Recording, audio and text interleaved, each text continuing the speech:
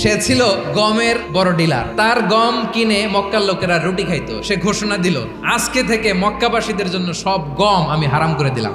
মক্কাবাসী এখন না খেয়ে মরে। মক্কাবাসী বিশ্বনবীর কাছে আসলেন, এসে বললেন, মুহাম্মদ, আমরা তো তোমার ভাই, তোমার চাচা, তোমার ভাতিজা, তোমার আত্মীয়। তুমি সুমামারে বলো সে যেন আবার গমের সাপ্লাই মক্কার জন্য অনুমতি দিয়ে দেয়। বিশ্বনবীর অনুমতি ক্রমে সুমামা আবার মক্কাতে গম পাঠাতে শুরু করলো। পড়েন সুবহানাল্লাহ। তিনি ছিলেন ইয়ামামার বাদশা। মদিনাতে বিশ্বনবীকে হত্যা করার নিয়তে এসেছিলেন। গোপনে গোপনে বিশ্বনবীকে হত্যা করে আবার ইয়ামামাতে তিনি ফিরে যাবেন। কিন্তু কি অবাক করা কাণ্ড, হত্যা করতে পারে নাই, সাহাবাদের হাতে তিনি ধরা পড়ে গেলেন। বিষ্ণু ইসলাম সাহাবাদেরকে বললেন, তার খোঁজ খবর নিও। সাহাবার বলেন, ইয়া রাসূলুল্লাহ, আপনাকে হত্যা করতে এসেছে, তার তো কঠিন ক্যাপিটাল পানিশমেন্ট হওয়া দরকার, কঠিন শাস্তি হওয়া দরকার। বিশ্বনবী বললেন, না, আমি যেটা জানি তোমরা সেটা জানো না। টানা 3 দিন বিশ্বনবী সুমামার কাছে ইসলামকে প্রেজেন্ট